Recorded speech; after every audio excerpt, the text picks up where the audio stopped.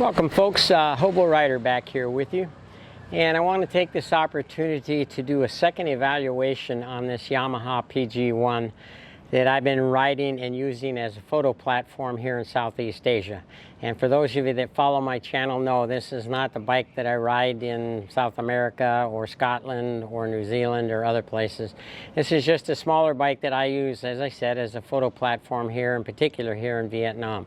So what I'd like to do is go through a second review on this bike. The initial one was done at 10,000 kilometers, and currently we are at 20,532. So I thought it would be nice and important to share things that went right and things that went wrong during that transition up to 20,000 kilometers.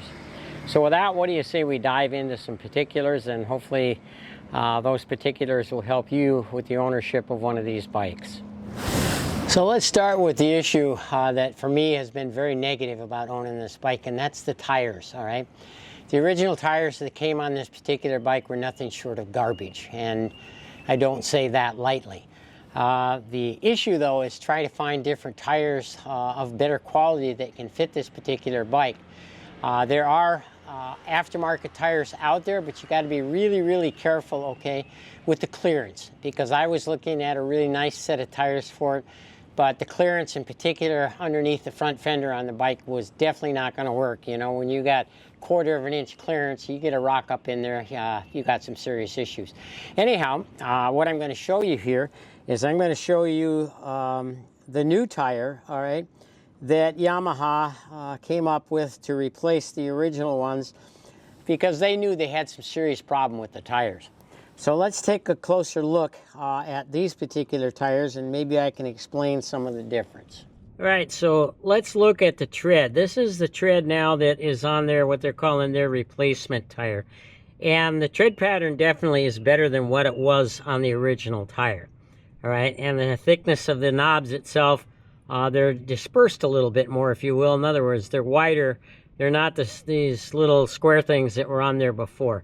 Anyhow, it does appear to be a better tire, all right? And having said that, the day after I put the new ones on, lo and behold, I had my 8th flat on the back of this bike. So, and I mean, it really didn't have anything to do with the tire. It was a nail, but it's not like I ride in bad conditions. But you need to understand that here in Southeast Asia, in particular Vietnam, all the vehicles that are going down the road basically are falling apart as they're going down the road. So you never know what you're going to run into. But anyhow, I wanted to show you the tread pattern on this particular tire. And I would highly recommend, if you're going to buy the bike, to have these particular tires put on. All right, the next thing I want to talk about, I think, is extremely important with regards to the tires. And that is the tube that fit these particular tires. I carry 2 extra ones with me, and the reason I do that is chances of one of these small motorcycle shops or motorcycle fix-it repair places here in Vietnam probably are not going to have this tube. And if they can repair the existing tube, that's great. But if it's damaged and you don't have a spare tube, then you're going to be, so to speak, up creek without a paddle. But anyhow, I highly recommend carrying an extra tube, at least once. I carry 2. Okay, the next thing I want to talk about is the chain and sprocket on this particular bike. And that has been another issue that I've had with this particular bike. I'm on my 3rd set of chain and sprocket. Now some might say, oh, that's because you're carrying so much stuff. Well, I disagree with that, because I'm carrying a lot less than what I'd be carrying, let's just say, with a 70-pound beautiful lady on the back, which I don't happen to have, but nonetheless, the stuff that's on here is probably in the neighborhood total of 60 pounds. So it should have nothing to do with the chain and sprocket.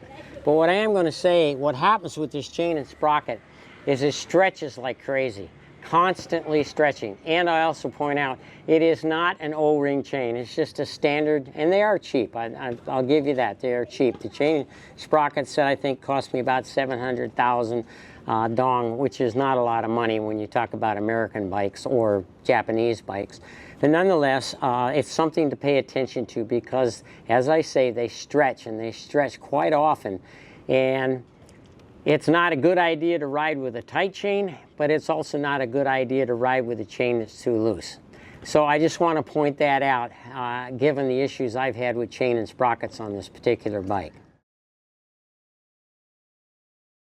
Okay, let's talk about some of the positive aspects of this bike. And I would say the first really big one is this thing sips fuel. I mean, you're going to get some really good gas mileage with this particular bike. It's also a light bike, so that if you do happen to drop it, it's not a big deal to try to pick it up. But nonetheless, hopefully you're not dropping it. But that was one of my choices for having this particular bike in this environment, was the fact that you've got a lot of traffic, a lot of weaving in and out, and you need a bike that you don't have to push around as some of the bigger bikes that are out there in the world. But anyhow, so with that, as well as the fuel mileage is incredible. The handling capabilities are very good. However, I will say, as I said in the first review, it's still like riding a buckboard. All right, and there are aftermarket shocks that you can put on this particular bike that'll smooth it out. I haven't done that. The other thing I want to point out is I usually do my oil and filter changes. I do it at every between 3,000 to 4,000 kilometers. I think it's critically important, in particular on a small bike like this. So that's just my opinion, and it's just some of the things that I've found on this particular bike.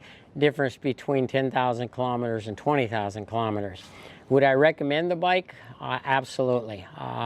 But it has to fit the purpose. In other words, is this a bike that you're going to be lugging around a whole bunch of stuff on? I mean, it might look like that's what I'm doing, but I'm not, all right? And it's a very comfortable bike for myself, and let's just say a smaller person on the back.